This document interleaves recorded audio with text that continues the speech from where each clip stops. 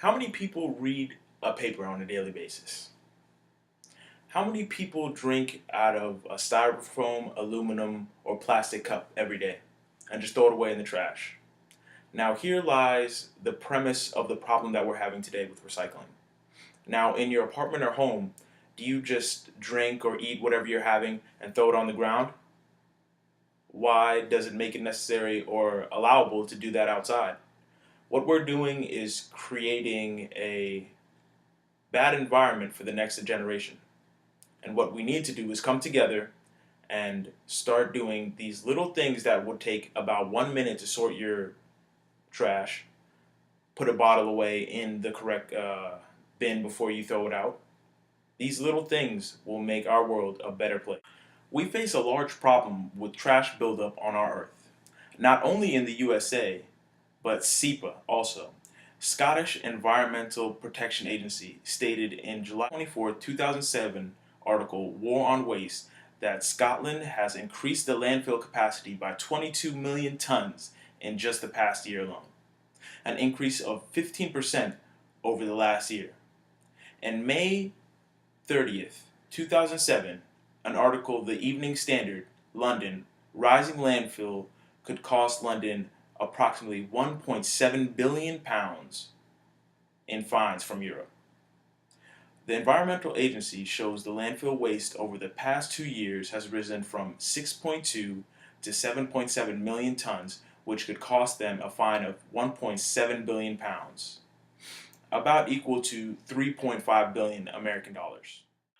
Now, with this increase in landfills, we need desperately to recycle. Recycling is much more than just throwing away recyclable goods in the trash. It is more than throwing away recyclable goods in plastic bins. There is a lot that goes into recycling, and I'm going to break it down for you right now. Recycling is a very technically detailed process. According to the University of Oregon, which stated in an article called What Happens When We Recycle, we can take a look at the technical process behind a list of common household recyclable goods. I'm going to be listing a few of them right now. Some common goods include newspaper, cardboard, aluminum, steel cans, glass, motor oil, and plastic. Now let's take a closer look at the two that we just mentioned earlier, newspaper and plastics. Newspaper goes through a chemical process that separates the paper fibers from the ink. After becoming pulp, washed and going through several sheets of cleaning screens, the fibers are flattened and dried to be reused. Plastics are shredded, baited, and chipped before they are shipped off to a processing plant, where they are reprocessed. Therein, resins are melted and remolded into new products. For example, flower pots, car parts, toys, drainage pipes. Now, I know many of you are thinking, but what am I supposed to do?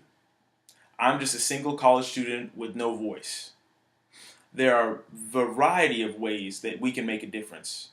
On a larger scale, we can contact our Congress, write letters, express our feelings about the stronger need for recycling in our area by going to their website, the county office, mailing our letters, and several different ways to voice our opinion. Okay, we can also start at home, right here in Northern Virginia, by going around our house and making sure that we have the correct bins to place the recyclables in. Learning the process of it, starting community leadership seminars and teaching our community about it, passing out pamphlets, educating our youth, which is very important for our future and the future of our world right now. We need to show that recycling bins and pickups should be alongside every garbage can on campus and in the area. So let's say movie theaters, shopping centers, the mall. We need to show a trend that we are pro-recycling in our community and that it's the only way to be, because there is a complete lack of opportunity in our area to recycle. Other than Nova's doing a good job at the moment, but in our communities and our neighborhoods, we are really lacking in available ways of recycling at the moment. I hope you have a deeper appreciation for the troubles that face us with an increase in the landfills all over the world.